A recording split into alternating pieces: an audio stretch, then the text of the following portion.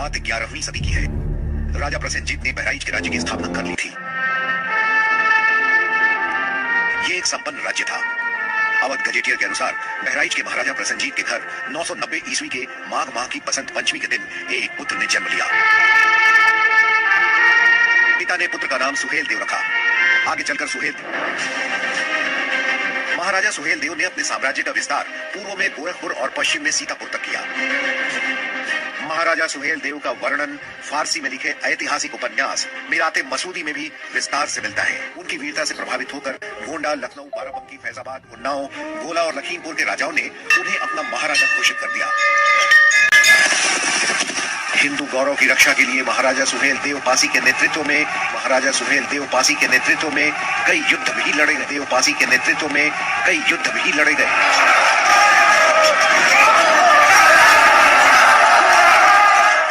बहराइच के लिए गौरव का विषय थे और बहराइच जनपद दो लोगों के लिए जाना जाता है। एक तो महाराजा चलारी नरेश बलभद्र सिंह जिन्होंने अंग्रेजों से लुआ लिया, और दूसरे महाराजा सुहेल देव जिन्होंने मुस्लिम आक्रांताओं से बहुत बहादुरी के साथ लड़ाई लड़ी। देव की वीरता की कहानी का सबसे महत्वपूर्ण हिस्सा शुरू होता है जब महमूद गजनवी भारत की विरासत और खजाने को लूटकर वापस जा चुका था। महमूद गजनवी मध्य अफगानिस्तान में केंद्रित तुर्क मूल का गजनवी वंश का शासक था। महमूद गजनवी को हम एक ऐसे आतंकित करने वाले और दुर्दांत राजा के रूप में जान सकते हैं जिसने भारत के ऊपर 17 बार आक्रमण किया और भारत की सारी मंदिरों की संपत्तियों को लूटने और हड़पने का प्रयास किया।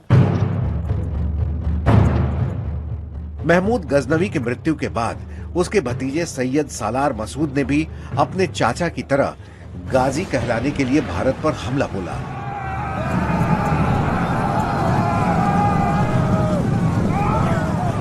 सैयद सालार मसूद की सेना ने दिल्ली पर आक्रमण किया।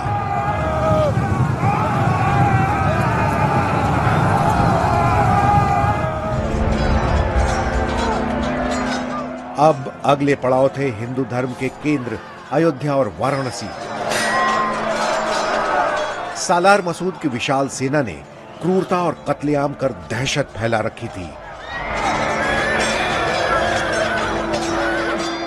और इसी वजह से मेरठ, बुलंदशहर, बदायूं, कन्नौज के राजाओं ने लड़ने के बजाय सैयद मसूद के साथ संधि कर ली।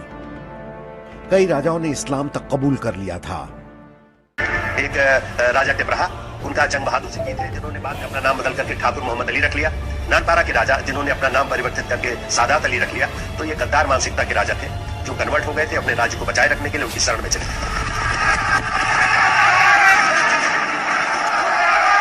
तमाम राज्यों को जीतकर सालार मसूद ने कन्नौज को ही अपना केंद्र बना लिया। यहां से अयोध्या और उसके आसपास के राज्यों को लूटने की योजना बनाने लगा। लेकिन मसूद के इरादों की खबर महाराजा सुहेल देव पासी को उनके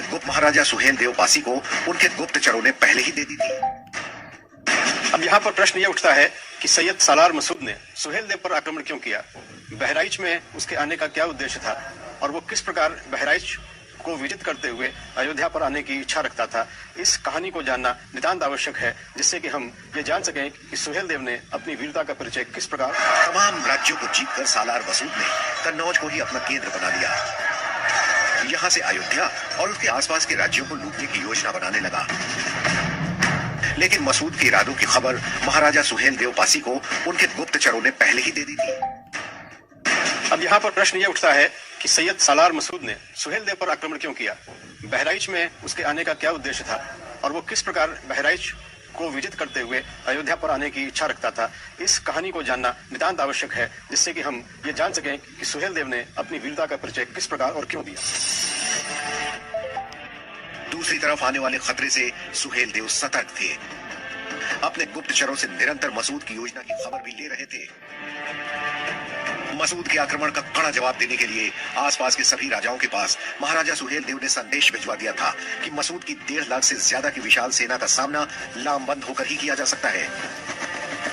राजा सुहेल देव ने अपने साथियों के साथ एक ऐसे महायुद्ध की तैयारी की थी जिसे इतिहास जानने वाला था।